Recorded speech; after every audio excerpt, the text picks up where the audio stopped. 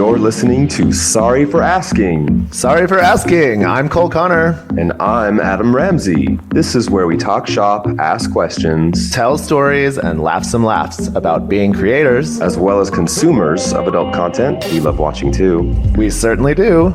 We also discuss the impact adult films have had on us On our guests. and on the LGBTQ community. So strap on and strap in. And here we go.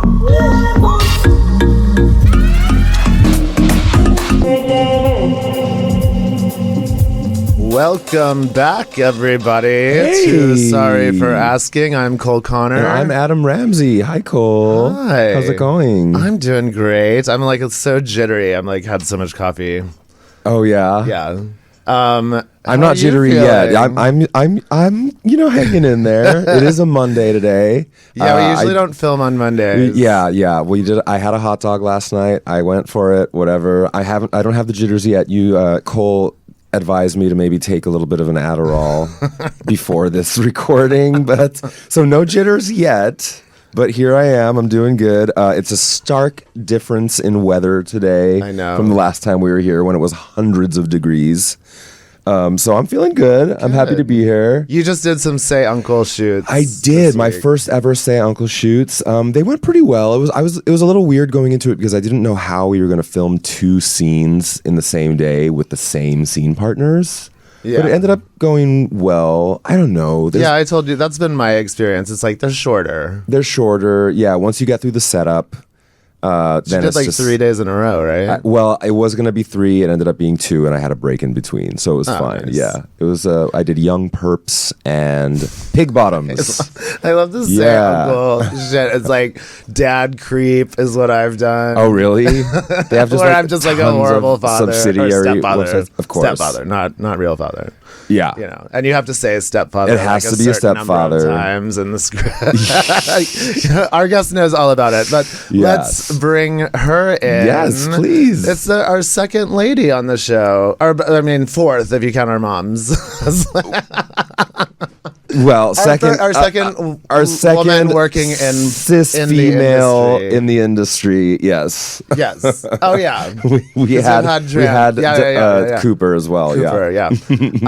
All right. Well, our guest is the winner of the 2024 XBiz Gay Director of the Year, none other than Siouxsie Q. Woohoo! Hi, Susie. Applause. Hey, thanks for having me. I love the look today. Thank These you. earrings, this head wrap. Is that a bandana? It's Is a that little what we call it? bandana. It's like a fisting bandana. If you look closely, there's like butt plugs and like. Oh my God, and really? red is fisting. Yes, Yes. right. Signature Hanky, SQ look. look at you, hanky code. Schooling the gays on the hanky code. She's from Look San at- Francisco. Come on. Makes No, all he the was sense. just when we were waiting to come in here. You were looking on your phone and you were like, "Oh, she full on fists him." Yes. Oh, yeah. I love it.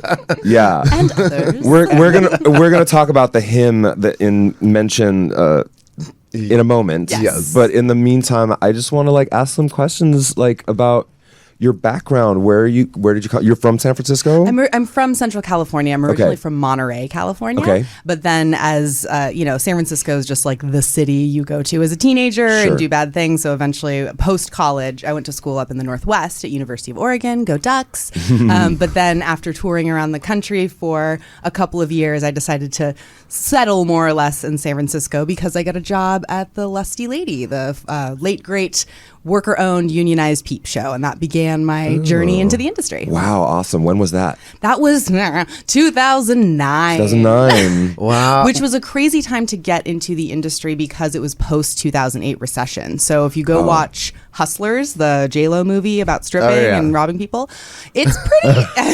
Not that I ever robbed anyone, but it was a definite. In specific point of view and timeline in the industry for sure. Oh, interesting. Yeah.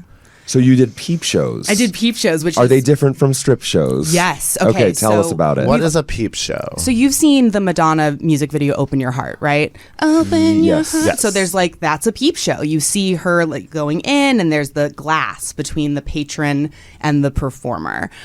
So there's no touching, like there's no even breathing the same air. Very COVID safe. Totally. I would have loved it during COVID. I thought about it a lot. That's funny. It was super fun, and people would come in to like a little booth. You all have probably been to like a regular adult video booth, but instead of a video, it's a screen that comes up, and there's girls behind on a little stage, and they're all like gay punk rock lefty girls. Yeah, for sure. So we're having the best time in there. I learned so much about myself. So and the it's more like industry. a group show. Yeah, and Okay, we would cool. rotate like every, I think almost like 15 minutes. So it wasn't like in a strip club, you go up and do a 3-song set and then you're hustling dances Right. until it's your turn again.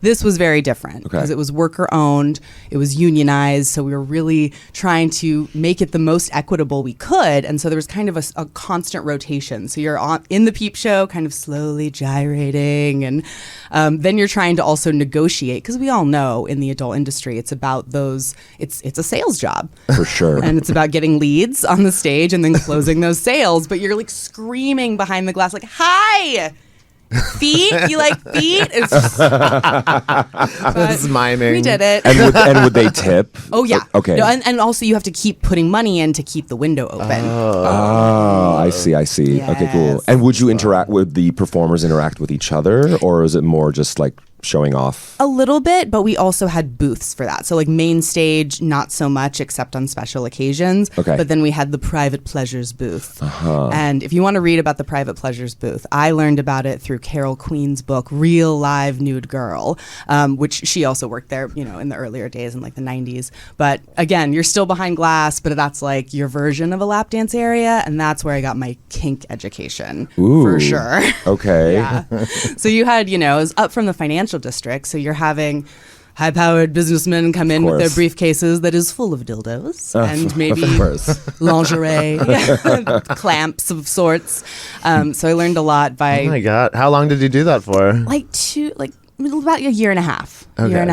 And then I started to do other types of sex work. Had you done anything like that before? Yes, I had dabbled with amateur porn when I was in college with my poor partner, who is now an accountant. It was a very normal life, but bless their heart for helping on the journey.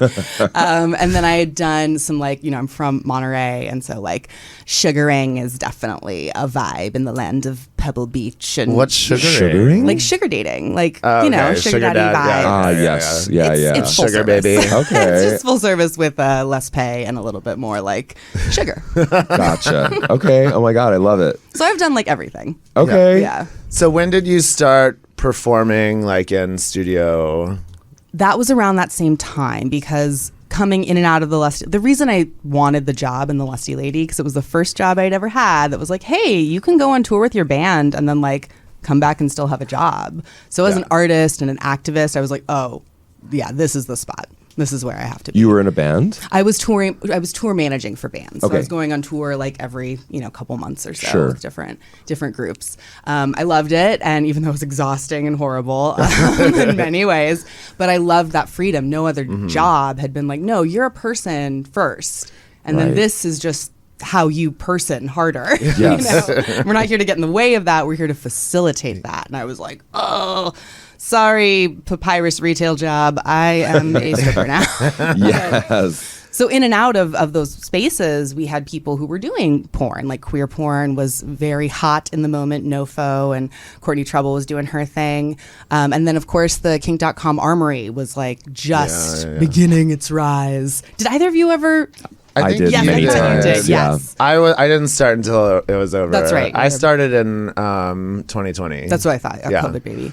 Yeah, I lived 5 blocks from there for a couple of years. Yeah, so that's why it was just anytime they needed somebody, they'd be hey, We can must you come? run into each other I feel in that like green room. it had to happen. The for first sure. time I met you, I was yes. He looks I think, familiar. Yeah, safe. Yeah.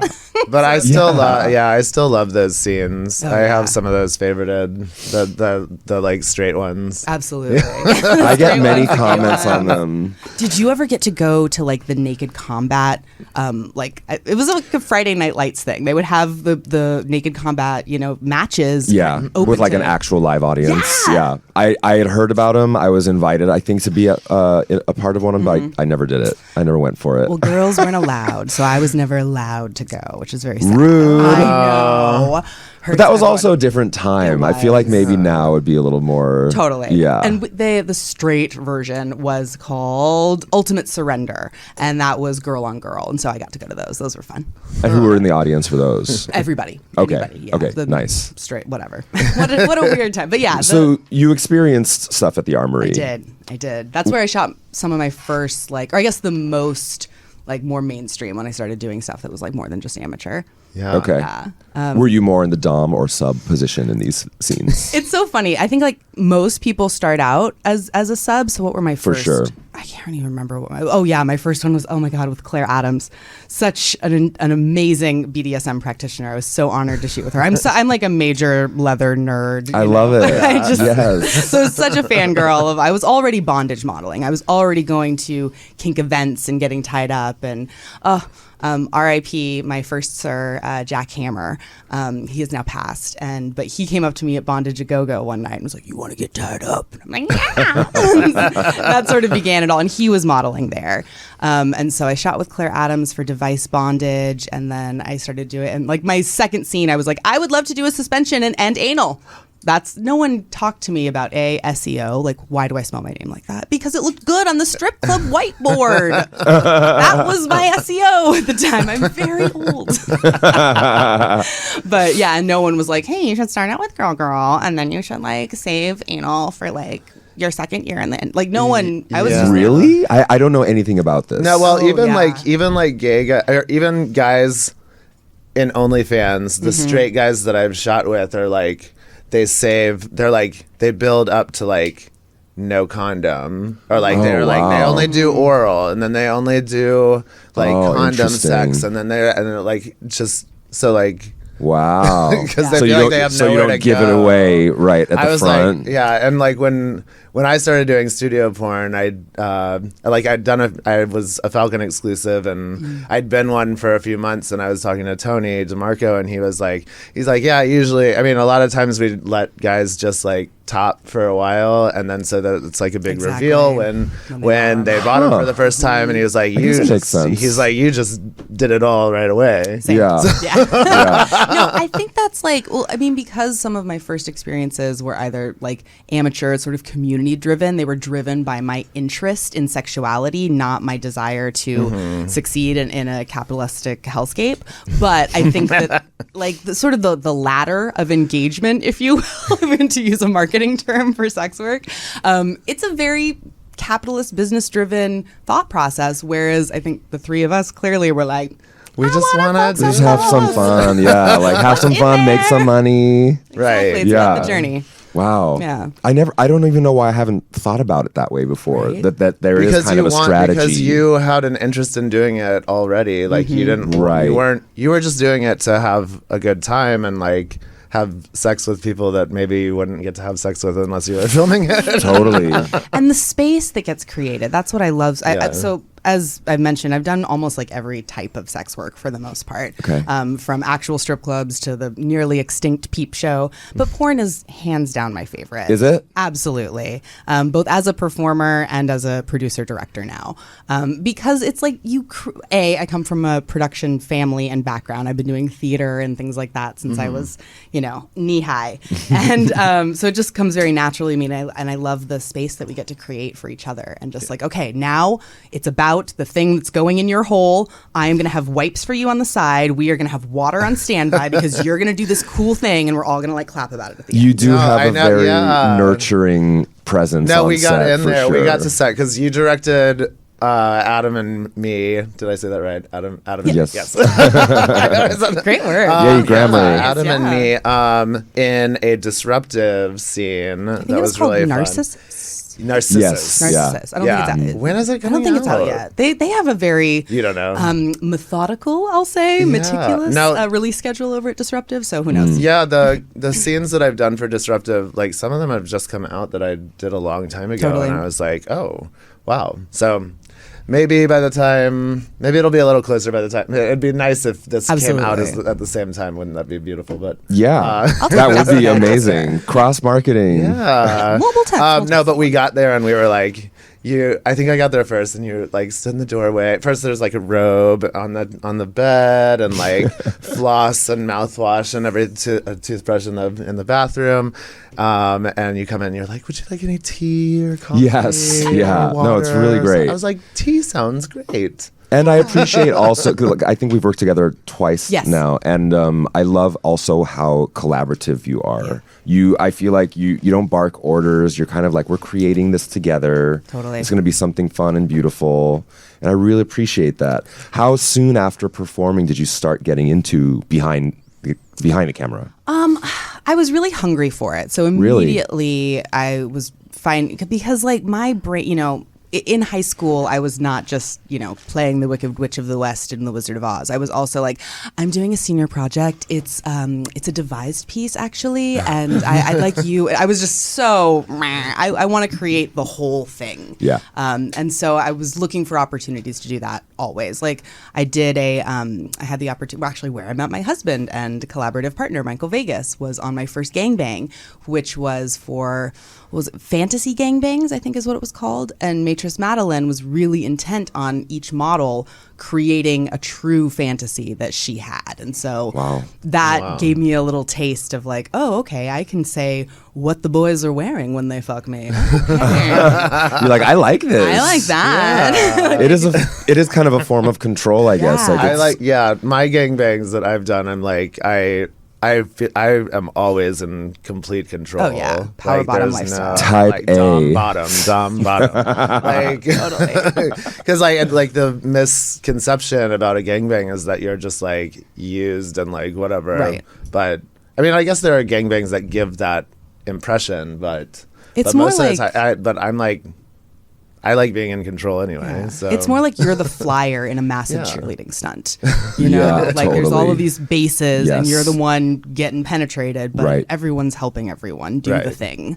Is that how it felt doing those scenes? For sure. Absolutely. Okay. Especially because like the other performers were folks I had worked with. So like Mickey Maud was there, Owen Gray was there, John I Strong. love Owen Gray. Oh, he's great. He's one of my favorite people. Like, I haven't seen him in years, but I don't even know how we met. I think it might have been at the Armory, and we just probably. became like friends. He So took me on a hike and took these beautiful photos of me. I don't know. He's like kind of like one of my straight boy crushes Oh, forever. yeah. So say we all. Yeah. Totally. Yeah.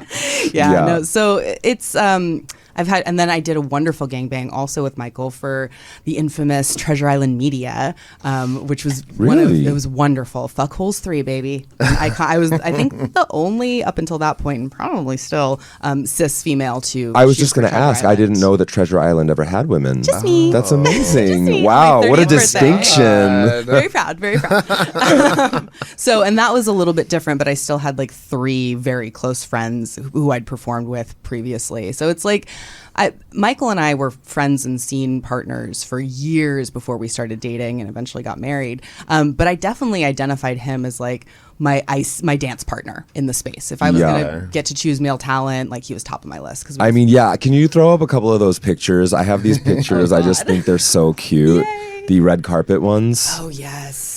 Like, There's- look how yes. you guys look like you have so much fun. We really do. Yeah. We really do. There's one more too. I love these looks. Thank you. Well, we've reached the point in our careers, and like I've always been a unique sort of person in the industry, and didn't quite fit into the mold of like teen or MILF or tattoo. I don't have enough tattoos to be an alt girl, you know. And so Right. it's just kind of me. And you know, award shows are always a little stressful because you have to. It's almost like an audition. You know, you're going to be seeing all these people. Totally, yeah. You want to be wearing the right thing. It's networking for sure. networking. Yeah. And I'm just so glad that now that I primarily direct and produce, that I get to dress up a little bit more and bring that Bjork Swan Dress Energy. Like do a little performance art moment, because I'm marketing myself as a director, as a creator, as a visionary, someone to like pull a whole look and moment together, and that's really fun. Are you not on camera much lately? Hardly ever. Really? I did a content trade recently with someone I've had a crush on for a long time. And I was like, just be normal. Just grab your bag, because I hadn't done it in so long. I was like, do you have everything? Don't freak out about your nails. Like, just go have sex with the dude. Be normal. And I was. I mean, we'll ask Chad Alva, but I think I was pretty normal. Was it enjoyable? It was great. Okay, good. Absolutely. I had a real orgasm and everything. Wow. Does that not happen very often I feel for like ladies not always on camera? Because you have to sort of like the beats happen, okay, now orgasm here, and we're gonna move on to the blowjob. It will definitely be direction you get. But and also just for me, when I'm having sex with someone new for the first time, sometimes that doesn't happen because I'm a Gemini, so I'm like taking all the brain info in, and sometimes it doesn't get all the way down there. Aren't you a Gemini too? I'm a cusp with Cancer, cusp-y so lady. like I like kind of float through both of them at times. So. No, my moon is in Cancer. I get it. I get it. I mean, but I think the Gemini is stronger. Yeah. I think when I was growing up, the Cancer was stronger, but I needed to put her down a little bit. Yes. So water sign lifestyle. I get it. Were there ever times when you were performing on camera that you were like, okay, how am I still doing this? This is like hard. It's hard work. Yeah, when I was sort of in transition between San Francisco and Los Angeles, and I was performing, in that, I don't fit into a concrete type. And so I'll do a lot of strange, whether it's fetish or something more amateur. And I was on this East Coast tour and just shooting like bad fetish porn with people who didn't know what they were doing. And it was just like, had this sketchy booking agent. I was just like, this sucks. I don't like this part. And that was I was posting on OnlyFans, but it was pre-OnlyFans boom. So like I was on there, but it wasn't getting, the traffic wasn't there yet. Sure. Beyonce had not said the word. Yes. Changed everything, man. Thanks, Beyonce. Love you. That's funny. But yeah, I was ready. The transition to directing and producing came during COVID. Okay. Because they needed studios needed people who could produce and also perform. Michael and I were locked down together, and Quarantined with My Stepdad was born for adulttime.com. And from there, we went on to just do other little projects, and nice.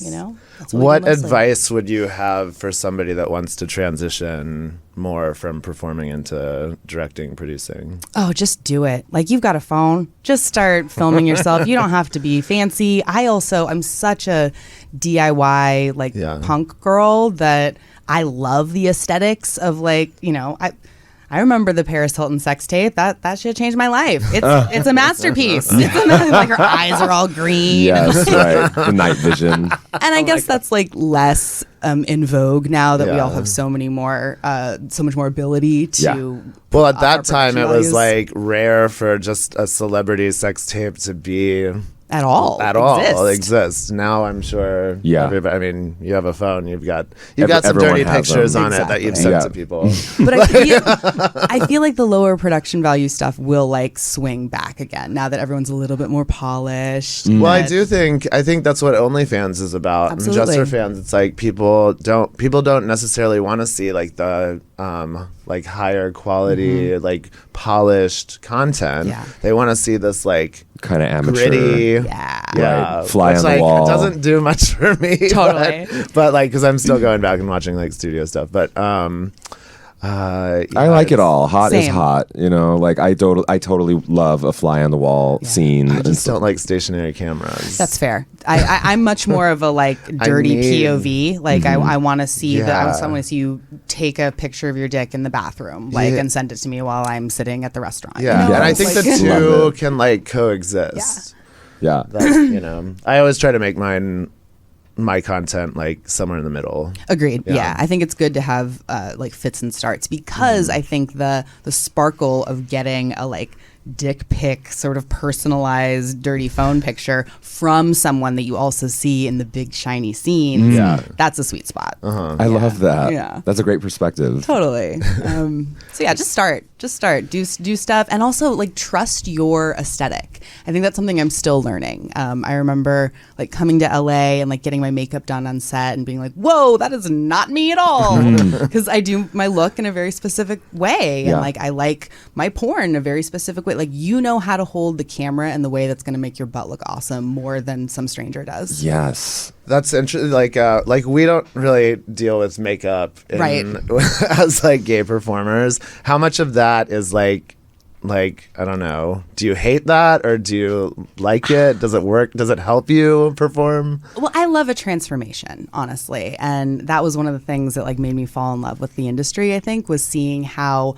this like butch dyke would come in off of her fixed gear into the lady, you know, put on a wig and spend 5 minutes in the dressing room putting her face on, and then go make bank as a femme, and then go out back to the world. So I love that part. But as a director, producer, I'm like, oh, if you can come makeup ready, girl, like, please, I would love to. I mean, I love our makeup artists, and I love getting to provide that labor, because it is labor. Like doing your own makeup, you should charge more if you do your own makeup, girls. Anyone who's listening? I'm learning so much today.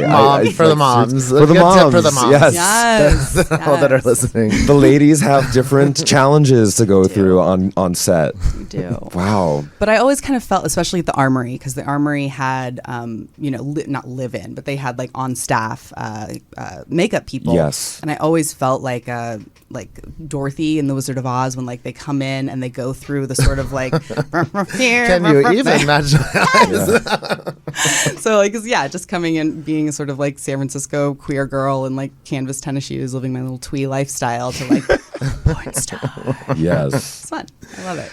I wanted to ask, what was it like working with us, the two of us? Because that was our first. That was the second time. It was second. We had done Pantheon just before that. But it was the second time we ever had sex one-on-one. Yeah. We've been friends a long time. We've always landed in group situations together, but actually never had one-on-one sex until it was on camera this year twice. Amazing. And the second time was with you. I was just listening to an episode of this when you guys were talking about like, oh my God, like, should we? Oh, We're really? going to do it at some point. I was like, Yeah. it was a delight. Obviously, I'm here. So it was great. Okay. But I was also really impressed, because sometimes when you have really close friends on set, I know I am super guilty of this. I mean, I work with my best friend and partner. Yeah. You can kind of start squirreling, just like, and like doing your friend. But I think because you all are, used to being in a professional environment with each other. I remember our sound guy, I think Sam Solo or someone on the crew was like, oh, those guys that never shot together before. I'm like, yeah, but they're like best friends and they have a podcast together. And they were like, no, that can't be right. I don't think they seemed like they didn't seem like that. Oh my God, that's hilarious. Right. No, the funny thing, like both times that we shot this year, like, the first time with Pantheon, the second time with you, we both kind of came away from those scenes being like, we're really good at this. Yeah. We're really good at this. We're like, we're professional. We're pretty easy to work with. Yeah, we're easy to work with. We have a good time. Yeah. It was great. It was wonderful. A delight. Yeah. And it was a fun scene because it was very American Psycho. Yeah. And you were like the Patrick Bateman. And I was actressing that day. And I didn't have to do much. I was just kind of like, it wasn't a stretch from my reality anyway. Yeah. So I just kind of played dumb grinder hookup guy. It was good though. You were great at it. You played it truthfully, as they say. Yeah. No, a delight. I can't wait for it to come The one out. the next day where I had to tie the guy up. Oh yeah. Which I like. Is that more fun for you when you're shooting a scene that you're like you're into BS or BDSM? Oh yeah, 100%. I mean, like, I came up through bondage and BDSM primarily as a performer. And so now that I'm like in San Francisco, or not in San Francisco, now that I'm in Los Angeles, working primarily in mainstream, any opportunity we get to do like real BDSM, and we're getting more and more of those opportunities because we've won the AV, or the thing we created with Lauren Phillips, Switch, won BDSM series or release of the year at AVN this year, I think. So we're showing our chops. We did this really exciting project called The Bottom Floor recently that was like sort of a pansexual BDSM underground sex party orgy. Ooh. Yes. Wow. I would love to do one that was more gay, that had more... Oh, yeah. Well, Dylan Diaz was sucking Mickey Mouse dick. Don't worry. It's in there. Yeah. But it was for adult time, primarily for their straight audience. So our main event was a straight DP, a girl with two boys, which was awesome. Yeah. Which is always awesome. Yeah, no. Yes. That's Cole's favorite. Yeah. Yeah. We'll play dicks around together a little bit. It's Yeah. so gay. I love it. But actually, I always think it looks better in a straight DP because like it just looks more comfortable. It's Yeah. like Right. like a Very gay symmetrical. DP on film can often look. I've seen can be a I've little seen some really clunky. good ones, but it's like a lot needs to go right. Yeah. And if anything goes wrong, then it's just not. It's not. Sure. Body parts have to Right. be There's a lot It's of not giving. Goldilocks. Tetrising. Yes. If like one dick is a little too soft, it gets pushed out by the other one, Yeah. and it's just like it's just difficult. The art of the DP. People don't realize. I was doing this big budget custom recently with this newcomer to the industry, and he was like, "Yeah." And then like there were several DPs in the film. At one point, he was like, "We'll do a DP. That you guys know how to do that. That's simple." And like everyone in the cast was like, "Oh, wait, hold on. What did you say? No, that's not simple. That's not simple at all. That's like our double axle. Like Right. it's, Yes. Yeah. I mean, it's like hard enough to do it in like real life, but then to Totally. do it on camera, it really is. There's Well, like, it's Normatively. easy. I mean, Right. like Yeah. you can get to a point where it becomes easy, but when you try to rush it, like because you're shooting and everybody's like trying to get there already, but you're like, no, you gotta like ease into it. It's like I said, a coordinated Yes. dance, Yeah, with yeah. performers and You gotta be patient. For sure. It takes patience. Absolutely. do you mostly direct gay scenes, or do No. you do a mixture? I do a mix, yeah. Like when I was performing, I do a little bit of everything. So we shoot for Transfixed, a lot of Pure Taboo, which is the like family role play, like dramatic edition. The whole goal of Pure Taboo is to like take taboo seriously. Like, how fucked up is it that your stepdad is hitting on you? Like I'm crying. That's disruptive Wow. to the family unit. Yeah. So that's really fun. We get to make these little dramatic films. Yeah. They're all pervy. And then, yeah, like I said, Transfixed Oopsie is like an ad scene that we shoot sometimes. It is pansexual. So we're shooting one, I think, this week or next with 2 trans women and 2 trans men, which I'm very excited about. Wow, cool. But yeah, that's like Toontown clown show silent film. Like if you watch one of the Oopsie trailers, you're just like, what is this? Oh my God. This is a cartoon, which I love. that. I gotta look this up. You'll love it. It's very silly. I love the idea of the silly side of porn. Like it's fun. It is, Yeah. yeah. Yeah. It's important to take things seriously, but it's also important to have levity. I think that so much of what we do as sex workers and where our like place in the society is like we're jester adjacent. We're all entertainers. Yes, totally. So yeah, and then let's see, Oopsie, I was going to tell you about another one. Oh, we've been doing these prosthetics. So as a performer back in the day, I would occasionally shoot futanari porn, which is girls with like it's modeling hentai porn. So it's fantastical. It's people with multiple types of genitals and enlarged genitals. Like aliens. Aliens, definitely. Yeah. We did Wow. some egg laying in one recently. So There's got to be tentacles somewhere.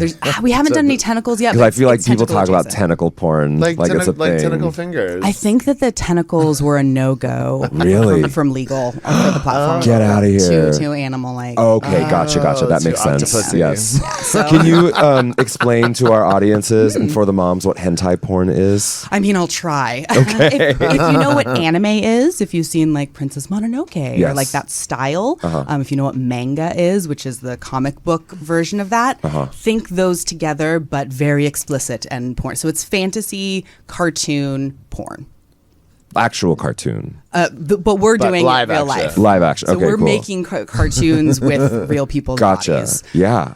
So we have a wonderful prostitute, someone who does our prosthetics. Prostitution. Prostitution. Body by Gabe is his name. He's from the drag world, and so he has been. And like, if you've seen a penis on HBO or like Yeah. in, Yeah, yeah. he probably He does made that, it. yeah. That's Okay. his. Wow, what a fun job. It's That great. must be, especially to bring it to a porn set. Oh yes. Yeah, that's it's so wonderful. cool. And he's also been doing big pregnant bellies for us. So we've been making people who have decided already to never be pregnant in their life, or maybe who are not currently pregnant. We have made them pregnant.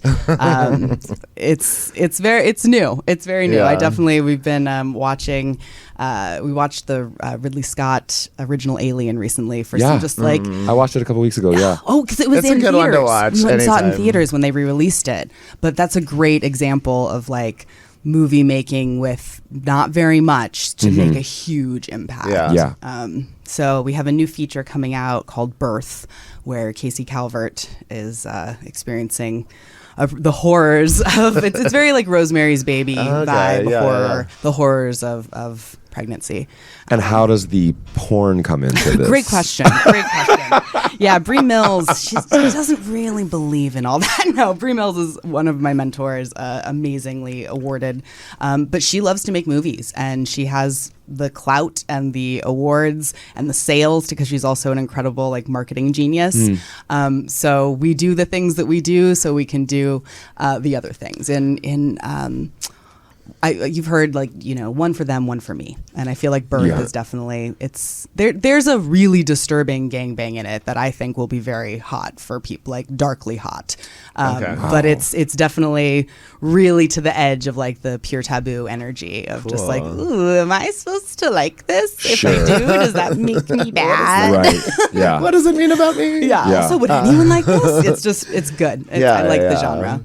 I love the joy that you have around all of this. Thank you. It's so inspiring. Truly, it's amazing. It's like nice to know that there's a creator in the industry that has this kind of energy around it. Absolutely. And in all like orientations and configurations of the sexual experience. Absolutely. That's awesome. Hey, man. And just fun and like having fun with it. Yeah. And And I've got to ask, if you don't mind me bringing please. it back to Mr. Michael Vegas, Oh, yes, of like course. what is a courtship in the backdrop of the adult industry even like for people like you and Michael? That's a Can great Can question. you explain what that process was like for you? Absolutely. I would love to. Yeah.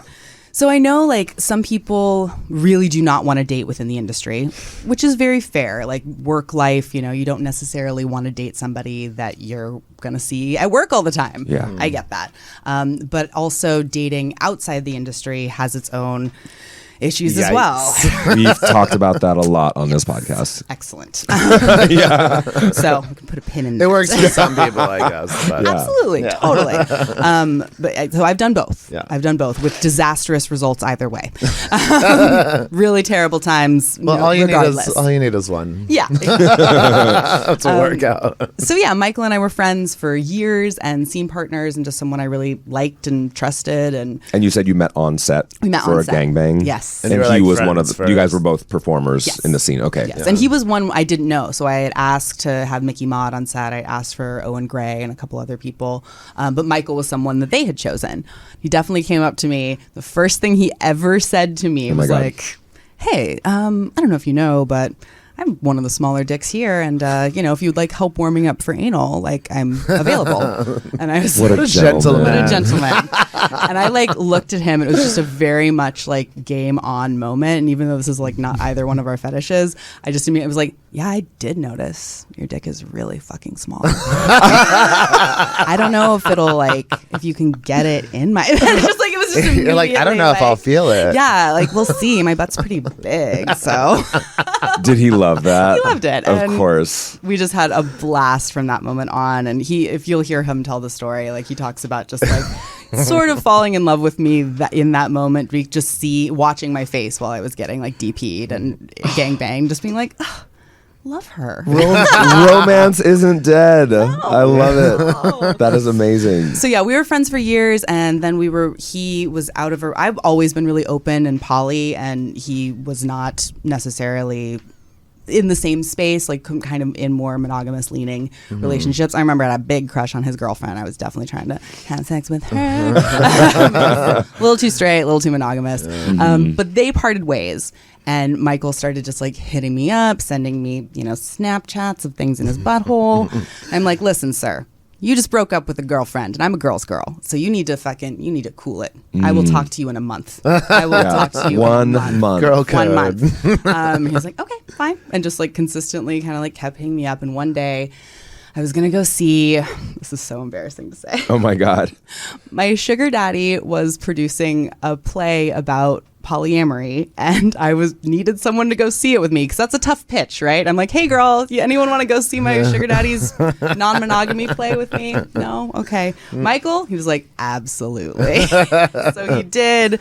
And yeah, we spent like 3 days together after that, and then here we are. Was this in San Francisco? No, this was here in LA. Here. It was Okay. 2017 after I moved here. Okay. Yeah. Cool. And he likes being pegged and like stuff in his butt and whatever.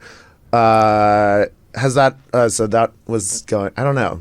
How much what What do you want to know about Yeah. the butt? no. Well, I'll ask this question. Please. Was that a big part of your courtship as well? Were you like, okay, he likes this, I like this. Is that a big part of how you guys have sex with each other, or is that more just on camera? Oh no, that's a huge. I mean, like, it was definitely off camera to start. Okay. Eventually I was like, honey, we have to put the anal videos out too. I know that you love them, but like, and as a primarily straight performer, this was 2017. Yeah, was he boys. worried about Yes. that? It was definitely different. I remember in 2016, before we were dating, him telling me I bought the URL peghim.com, and I'm like, that's fucking great. What do you plan to do with it, sir?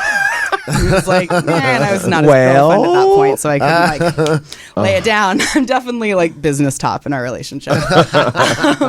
But yeah, as our courtship started, before we really started courting each other romantically, I remember one night we like gave each other massages, and he was like, do you want to see what I can put in my butthole? It's really large. I got this cone. So we like watched Futurama, and he like showed me what he could do. Like, I And I'm found like, a Amazing. cone. He brings one off the street, traffic totally. cone off the Just street.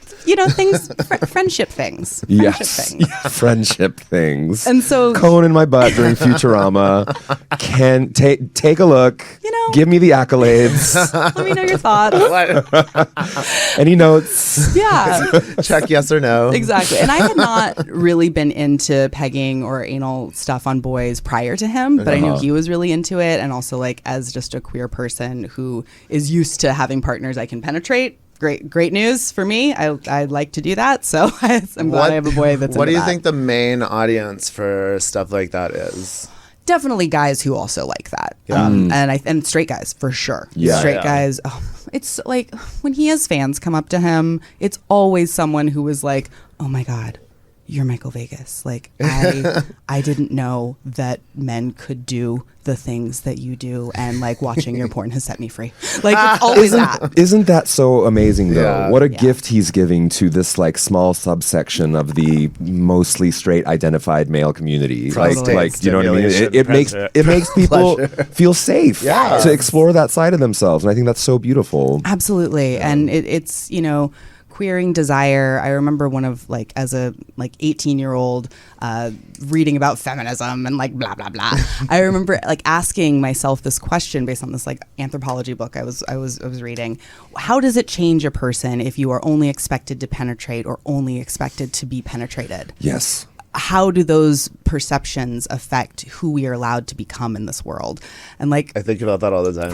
I'm Do like, you? because I'm like one of the. It's why I don't understand like strict tops and strict bottoms. Yes. Being gay is like we have a privilege that a lot of people don't get to explore sexually. That we get to be receptive and penetrative. I maintain to this day, I say it all the time, that I think getting fucked is like medicine sometimes. oh yeah. Like It is. like every once in a while, like I can tell when my brain needs to be rewired in just that way. Yeah. I just need to get fucked. Take 2 dicks and call me in the morning. Absolutely. Best prescription I've ever heard. Dr. Daddy.